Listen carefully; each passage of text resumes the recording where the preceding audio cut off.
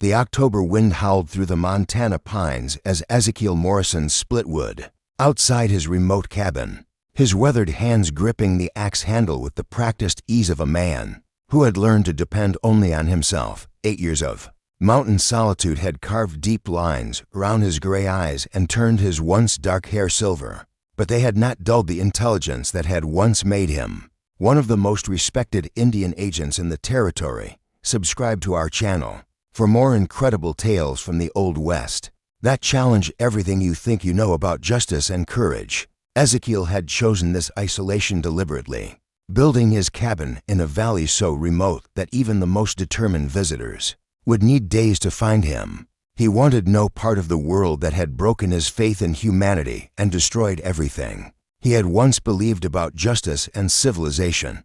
The mountain's silence was his sanctuary, broken only by the sounds of wildlife and the rhythm of his own survival. But on this particular afternoon, that silence was shattered by something Ezekiel had not heard in years. The sound of children's voices, speaking in urgent whispers in the Apache tongue. Ezekiel froze, his axe suspended mid-swing. He had not heard Apache spoken in 8 years, not since the day that had driven him from his position as Indian agent and into this self-imposed exile. The language brought back memories he had spent years trying to bury, images of betrayal and tragedy that still haunted his dreams. Through the trees, he could see four small figures approaching his cabin with the cautious stealth of children who had learned that survival often depended on remaining unseen. They were young Apache boys, probably between 8 and 12 years old, dressed in a mixture of traditional clothing and cast-off white man's garments that spoke of desperate circumstances. The oldest of the boys, who appeared to be their leader, carried something clutched against his chest with both hands. Even from a distance, Ezekiel could see that whatever the boy was holding was stained with something dark that looked suspiciously like dried blood. Ezekiel set down his axe and watched as the boys approached his cabin, their movements suggesting both determination and fear. They had traveled far to reach this place.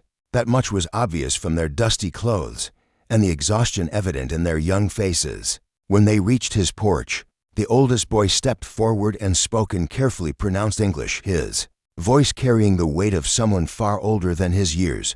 "Are you Ezekiel Morrison, who was once called friend of the people by the Apache?"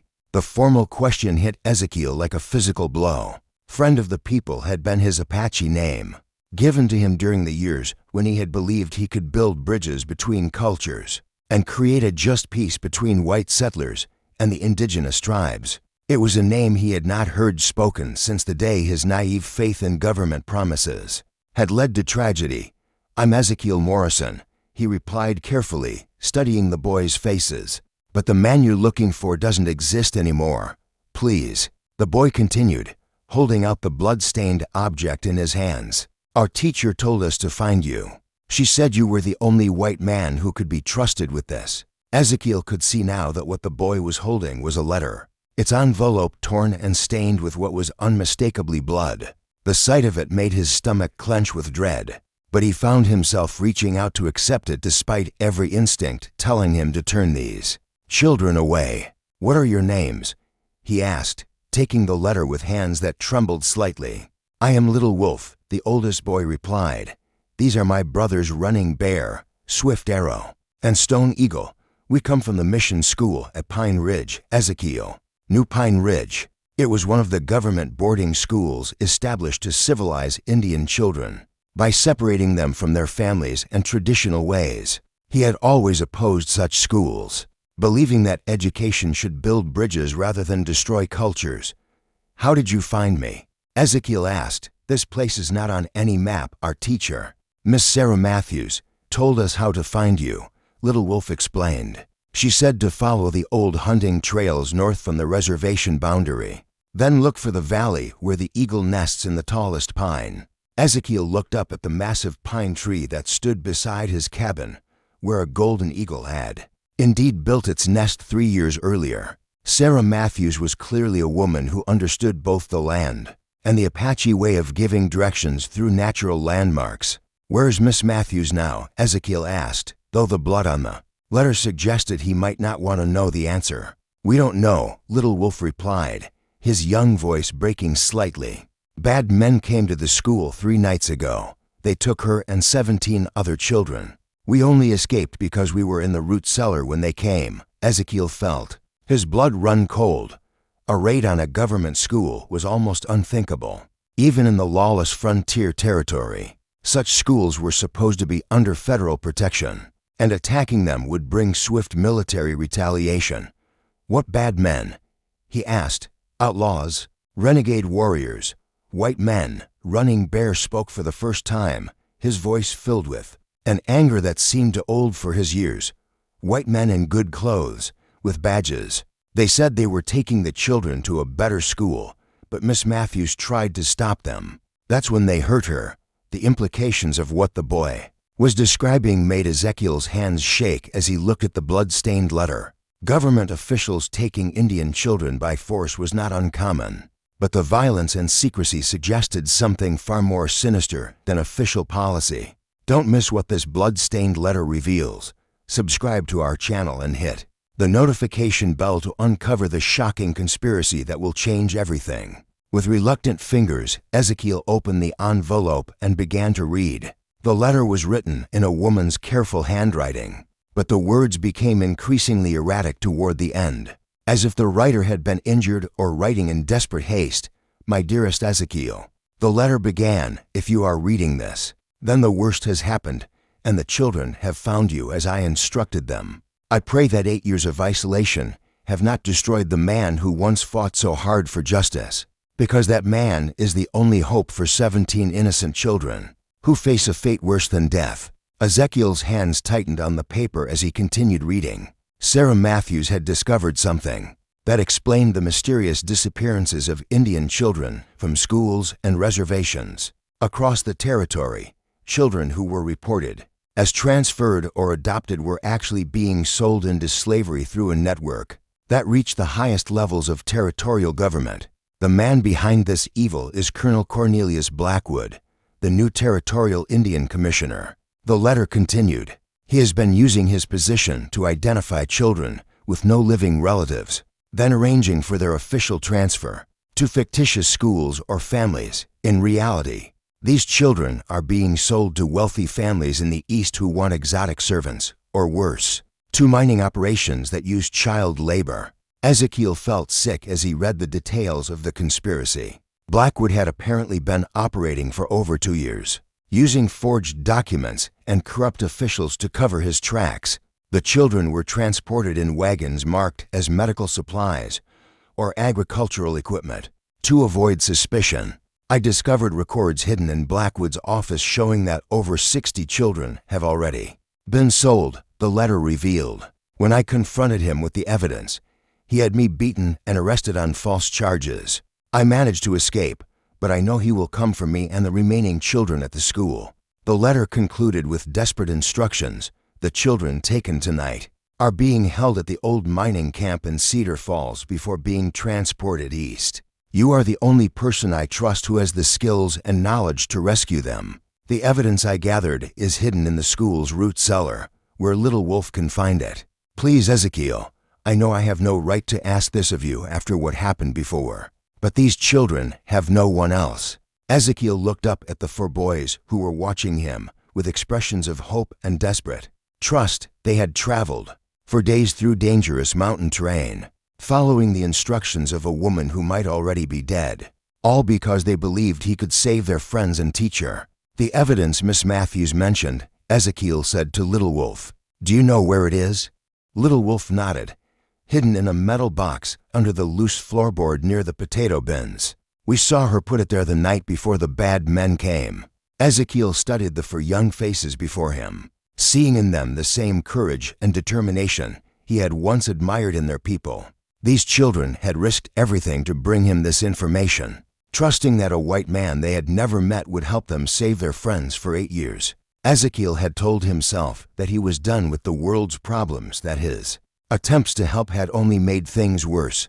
But looking at these brave children, reading about 17 more facing slavery or death, he felt something stirring inside him that he had thought was dead forever. "How long ago were the others taken?" he asked. 3 days, Swift Arrow replied. But Little Wolf heard the bad men say they would wait at Cedar Falls for more children before leaving. More children. They planned to raid other schools, Little Wolf explained. Miss Matthews said they wanted at least 30 children for the next shipment. Ezekiel closed his eyes, feeling the weight of responsibility settling on his shoulders like a familiar burden. He had tried to escape this world, tried to leave behind the guilt and pain of his past failures, but the world had followed him into his mountain sanctuary, demanding that he choose once again between safety and justice. "You boys must be hungry and tired," he said finally. "Come inside. We'll eat. And then you can tell me everything you remember about these men and what happened at the school." As he led the Apache boys into his cabin, Ezekiel felt the walls of his self-imposed exile crumbling around him. The hermit who had spent 8 years hiding from his past was about to become something he had never expected to be again, a man with a mission to save innocent lives. The blood-stained letter had brought more than just information. It had brought a chance for redemption that Ezekiel had never believed he would receive. The question now was whether the man who had once been called friend of the people still existed beneath 8 years of guilt and isolation. Looking at the trust in the eyes of the 4 boys who had sought him out, Ezekiel began to hope that perhaps some things were worth risking everything to protect, even for a man who had already lost everything once before. As night fell over the remote mountain valley, Ezekiel Morrison found himself sitting around his fireplace with 4 Apache boys, listening to a story that grew more horrifying with each detail they revealed. The simple meal of venison stew and cornbread had helped revive the children's strength, but it had also loosened their tongues, allowing them to share the full scope of what they had witnessed at Pine Ridge School. If this shocking conspiracy is gripping you, make sure you're subscribed to our channel for more incredible tales of courage against corruption. Miss Matthews was the only teacher who treated us like people instead of problems to be solved, Little Wolf explained as he warmed his hands by the fire. The other teachers wanted to beat the Apache out of us, but she said our culture was something to be proud of.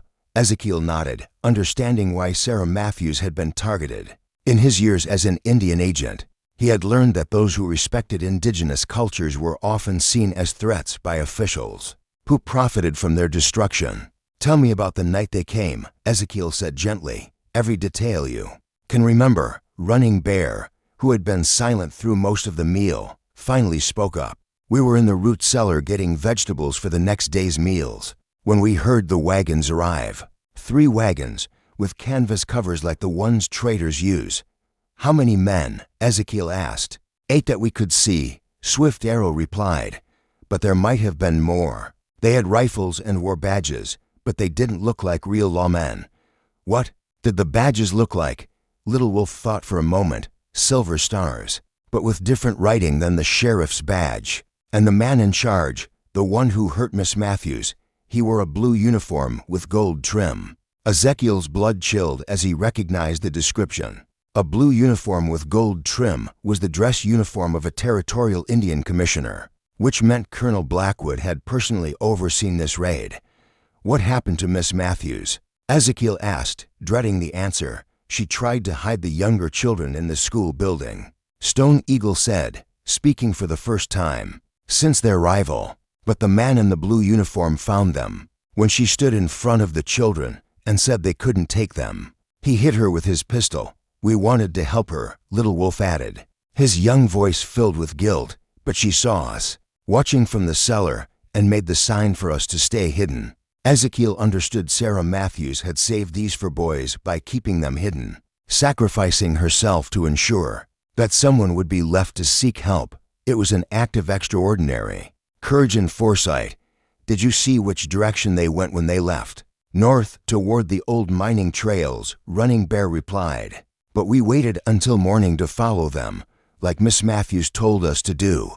Ezekiel stood and retrieved a detailed map of the territory from his desk. Spreading it out before the fire, Cedar Falls was marked as an abandoned mining camp about 30 miles north of Pine Ridge, accessible only by treacherous mountain trails that would discourage casual travelers. "It's the perfect place to hide kidnapped children," Ezekiel muttered, studying the terrain. "Remote enough to avoid detection, but with enough infrastructure to house prisoners temporarily. "Can you save them?" Little Wolf asked, his young eyes filled with desperate hope. Ezekiel looked at the four boys who had trusted him with their friends' lives. "I don't know, but I'm going to try." The next morning, Ezekiel made preparations for what he knew would be the most dangerous mission of his life. From his hidden cache of weapons, he retrieved rifles, pistols, and ammunition that he had hoped never to use again. He also gathered supplies for an extended journey and studied every detail of the terrain. "Around Cedar Falls, I want to come with you," Little Wolf declared as Ezekiel loaded his pack horse. "Absolutely not," Ezekiel replied firmly. "This is going to be dangerous, and I won't risk your lives as well. But we know the children who were taken." Running Bear protested. "We know who might be too scared to leave and who might fight back. You need us." Ezekiel considered this argument. The boys were right that their knowledge of the other children could be crucial to a successful rescue. But he was also acutely aware that taking children into what was essentially a military operation violated every principle he believed in. "There might be another way you can help," he said finally. "I need someone to ride to Fort Gibson and tell Captain Rodriguez what's happening. If this rescue fails, the Army needs to know about Blackwood's operation." Little Wolf shook his head. "Swift, Arrow, and Stone Eagle can do that. Running Bear and I are coming with you." "Why are you so determined to come?" Ezekiel asked. "Because two of the children they took are our little sisters," Running Bear replied quietly. "Mourning Dove and Singing Bird. They're only 6 and 7 years old, and they'll be terrified without us." The revelation hit Ezekiel like a physical blow. These boys weren't just trying to save their fellow students. They were trying to save their own family members. The personal stakes explained their courage and determination in a way that nothing else could. "All right," Ezekiel decided. "But if I take you too, you follow my orders exactly. No heroics. No taking unnecessary risks." "Agreed." Both boys nodded solemnly, understanding the gravity of what they were agreeing to. The rescue mission is about to begin. Subscribe to our channel and hit that notification bell to see how this daring plan unfolds. The journey to Cedar Falls took 2 days of hard riding through mountain terrain that would have challenged experienced cavalry units. Ezekiel was impressed by the boys' horsemanship and their ability to move silently through the forest, skills that had clearly been developed through years of living on the edge of survival. As they approached the abandoned mining camp, Ezekiel called a halt to study the layout through his field glasses. What he saw confirmed his worst fears about the scope of Blackwood's operation. The old mining camp had been converted into a temporary prison facility, with guards posted at strategic points and the children confined in what had once been the miners' barracks. Ezekiel counted at least 12 men, all well-armed and clearly experienced in this kind of work. "There," Running Bear whispered, pointing toward a small building near the center of the camp. "I can see Mourning Dove through the window." Ezekiel followed the boy's gaze and saw a small face peering out between wooden slats that had been nailed over the windows. The sight of the frightened child filled him with a cold rage that he hadn't felt in 8 years. "How many children can you see?" he asked. 15, maybe 16, Little Wolf replied after careful observation. "But there should be 17. Someone's missing." Ezekiel's stomach clenched as he considered what might have happened to the missing child. In an operation this brutal, casualties were always possible, especially if someone had tried to escape or resist. As they watched, a man in a blue uniform emerged from the largest building in the camp. Even at a distance, Ezekiel could see the gold trim that marked him as Colonel Blackwood, the architect of this monstrous conspiracy. "That's him," Little Wolf confirmed. "That's the man who hurt Miss Matthews." Ezekiel studied Blackwood through his field glasses, memorizing the man's face and movements. The colonel moved with the arrogant confidence of someone who believed himself untouchable, someone who had never imagined that his crimes would be discovered. "What's the plan?" Running Bear asked. Ezekiel considered their options carefully. A direct assault was impossible with only 3 people against 12 well-armed guards. But he had spent years learning Apache tactics, and he understood that sometimes the most effective attacks came from unexpected directions. "We wait until tonight," he decided. Then we use what your people taught me about moving unseen in enemy territory. As they settled in to wait for darkness, Ezekiel found himself thinking about Sarah Matthews and the courage she had shown in gathering evidence against Blackwood's operation. The teacher had risked everything to protect her students, and now it was his turn to prove worthy of the trust she had placed in him. The blood-stained letter had revealed more than just a criminal conspiracy. It had revealed the depths of evil that humans could reach when they viewed others as property rather than people. But it had also revealed the extraordinary courage of ordinary people, willing to fight against such evil. As night fell over Cedar Falls, Ezekiel Morrison prepared to discover whether 8 years of mountain solitude had destroyed his ability to be the kind of man who could save innocent children from a fate worse than death. The hermit's burden was about to become a warrior's mission, and the outcome would determine not just the fate of 17 kidnapped children, but the soul of a man who had spent 8 years trying to escape from his past failures. The time for hiding was over. The time for justice had begun. The attack began at midnight, when the mountain darkness was absolute and the guards had settled into the false security of routine. Ezekiel Morrison moved through the shadows like a ghost, his years of Apache training serving him well as he approached the converted mining camp where 17 children waited for rescue or death. Join us for the incredible climax of this tale that proves one man's courage can overcome any evil. Subscribe to our channel for more amazing stories of justice and heroism. Little Wolf and Running Bear had been positioned at strategic points around the camp's perimeter, ready to create diversions and help guide the rescued children to safety. Ezekiel had been adamant that the boys not engage in direct combat, but their knowledge of the camp layout and their ability to communicate silently with the imprisoned children were crucial to the mission's success. Ezekiel's first target was the guard station near the children's barracks. The man was dozing at his post, his rifle propped against a wooden crate while he relied on the remote location to protect them from discovery. It was exactly the kind of overconfidence that Ezekiel had hoped to exploit. Moving with the patience of a hunter who had learned to wait for the perfect moment, Ezekiel approached from behind and rendered the guard unconscious with a single, precise blow. The man dropped silently, and Ezekiel quickly bound and gagged him before moving toward the barracks door. The lock was simple but effective, designed more to keep children inside than to withstand a determined assault. Ezekiel picked it quickly, with tools he had brought for the purpose, then carefully opened the door. Inside, he found a sight that made his blood boil with rage. 17 Apache children, ranging in age from 6 to 15, were chained together in a line that prevented any of them from moving more than a few feet. They had been given minimal food and water, and several of the younger ones were clearly ill from the harsh conditions. "Don't be afraid," Ezekiel whispered in Apache as the children looked up in terror. "I'm here to take you home." The oldest of the children, a girl of about 14, responded cautiously. "Who are you? Are you one of them?" "I'm Ezekiel Morrison. Little Wolf and Running Bear sent me to find you."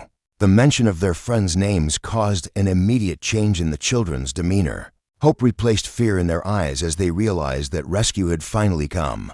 "Where are Little Wolf and Running Bear?" asked a small girl who Ezekiel recognized as Mourning Dove from the boy's description. "They're here, helping me save all of you. But we have to be very quiet and move very carefully." Ezekiel began working on the chains that bound the children, using bolt cutters he had brought specifically for this purpose. The chains were heavy and the locks were solid, but he had come prepared for exactly this situation. As he worked, he asked the older girl about the guards' routines and the location of any other prisoners. What she told him confirmed his worst fears about the scope of Blackwood's operation. "There are other children in the big building," she whispered. "Older ones who tried to fight back. And there's a white woman in there too, hurt bad." Sarah Matthews was still alive. The knowledge sent a surge of determination through Ezekiel. As he finished freeing the last of the children, "Listen carefully," he told them. "I'm going to get Miss Matthews and the other children. When I give the signal, you follow the path marked with white stones to where Little Wolf is waiting. He'll take you to safety." "What about the guards?" the oldest girl asked. "Let me worry about the guards. The rescue reaches its most dangerous moment." Subscribe to our channel and hit that notification bell to witness this incredible confrontation between good and evil. Ezekiel left the freed children in the capable hands of the oldest girl and began making his way toward the main building where Sarah Matthews and the other prisoners were being held. This part of the mission would be far more dangerous as the building was better guarded and any commotion would alert the entire camp. He was approaching the building when everything went wrong. A guard making his rounds spotted the open barracks door and raised an alarm. That shattered the night silence. Escape. The children are escaping. The camp erupted into chaos as guards rushed from their posts, shouting orders and lighting torches. To search for the missing prisoners, Ezekiel found himself trapped in the open, halfway between the barracks and the main building, with armed men converging on his position from multiple directions. It was then that Little Wolf and Running Bear proved their worth as allies, following a plan they had discussed but hoped never to use. The boys began creating diversions around the camp's perimeter. Small fires appeared at strategic locations, drawing guards away from the central area where Ezekiel was trapped. Using the confusion to his advantage, Ezekiel reached the main building and forced his way inside. What he found there was even worse than he had imagined. Sarah Matthews lay unconscious on a crude cot, her face swollen from the beating she had received and her breathing shallow and labored. But she was alive, and that was all that mattered. To Ezekiel in that moment. In another room, he found 5 more children, these older and more defiant than the others. They had been separated from the main group because they had attempted to resist their captors, and their treatment had been correspondingly harsher. "Who are you?" one of them asked as Ezekiel began cutting their chains. "A friend. We're getting out of here." "What about the men with guns? Let me worry about them." As Ezekiel worked to free the last prisoners, he heard heavy footsteps approaching the building. Colonel Blackwood's voice boomed through the night, commanding his men to search every building and kill anyone who resisted. Ezekiel knew that a confrontation was inevitable. He had come too far and risked too much to let Blackwood escape justice, and the colonel clearly had no intention of allowing any witnesses to survive. The confrontation came when Ezekiel emerged from the main building carrying Sarah Matthews, while the 5 older children followed close behind. Blackwood was waiting for him, flanked by 6 armed men and holding a rifle trained on Ezekiel's chest. "So," Blackwood said with cold satisfaction, "the legendary Ezekiel Morrison comes out of hiding at last. I wondered when you would show yourself. You know who I am." "Of course I know who you are. You're the bleeding heart fool who cost the government millions of dollars with your naive policies about Indian rights. I've been hoping for an excuse to finish what your own conscience started." Ezekiel carefully set Sarah Matthews down behind a wooden crate, then stepped forward to face Blackwood directly. "Let the children go. Your fight is with me." Blackwood laughed coldly. "My fight is with anyone who interferes with profitable business. These children represent a significant investment, and I don't intend to lose money because of your misguided heroics. You're talking about human beings, not property. I'm talking about resources that would otherwise be wasted on reservations, at least this way. They serve a useful purpose." The casual evil of Blackwood's words filled Ezekiel with a cold rage that sharpened his focus to a deadly point. This man had tortured children and teachers alike, all for money, and he felt no remorse for his actions. "You made one mistake, Blackwood," Ezekiel said quietly. "You underestimated how far someone will go to protect innocent children, and you made a mistake coming here alone." "Who says I'm alone?" as if summoned by his words. The sound of approaching horses filled the night air. Through the darkness came Captain Rodriguez and a full company of cavalry, alerted by Swift Arrow and Stone Eagle, who had ridden hard to Fort Gibson with news of the kidnapping operation. Blackwood's confident expression faltered as he realized that his isolated camp was now surrounded by federal troops. His criminal enterprise had been exposed, and there was no escape. "Colonel Blackwood," Captain Rodriguez called out as his men took positions around the camp, "you're under arrest for kidnapping, trafficking in human beings, and conspiracy against the United States government." Blackwood raised his rifle toward Ezekiel, desperation replacing confidence in his eyes. "If I'm going down, I'm taking you with me." But before he could fire, Little Wolf appeared from the shadows and threw a stone with deadly accuracy, striking Blackwood's gun hand and spoiling his aim. The shot went wild, and Ezekiel was able to close the distance and disarm the colonel before he could fire again. This incredible victory shows what happens when good people refuse to give up. Subscribe to our channel and share this story with others who need to hear about the power of standing up for what's right. The cleanup operation took most of the night. Blackwood and his men were arrested and would eventually face federal charges that would send them to prison for life. The rescued children were reunited with their families, and Sarah Matthews was taken to Fort Gibson for medical treatment that would save her life.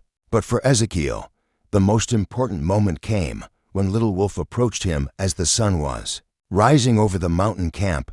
"Thank you," the boy said simply. "You saved our sisters and our friends. You boys did most of the saving," Ezekiel replied. "I just provided some help along the way. Will you come back to Pine Ridge with us? The school needs a new teacher, someone who understands our people." Ezekiel looked around at the children who were preparing to return home, at the mountain landscape that had been his refuge for 8 years, and at the 4 Apache boys who had trusted him with their most precious mission. "Yes," he said finally, "I think it's time I stopped hiding from the world."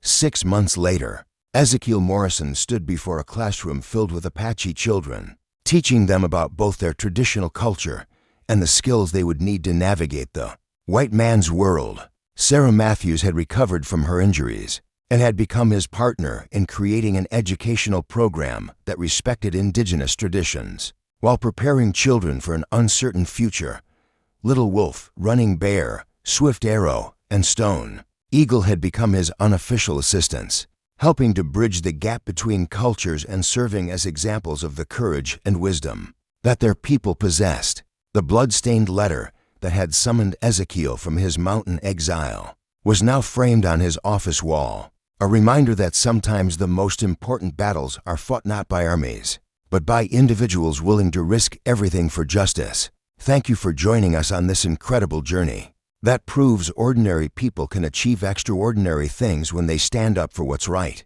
Ezekiel Morrison's story reminds us that redemption is always possible for those brave enough to answer the call of conscience, and that the most powerful force against evil is good people refusing to remain silent. If this story inspired you, please subscribe to our channel, hit that notification bell, and share this tale with others who need to hear about the power of courage and compassion. Let us know in the comments what moment of this story moved you most. The hermit who had spent 8 years hiding from his past had become a teacher and protector, proving that it's never too late to find redemption through service to others. The 4 Apache boys who had appeared at his door with a mysterious letter had given him something more valuable than gold. They had given him a chance to become the man he was always meant to be.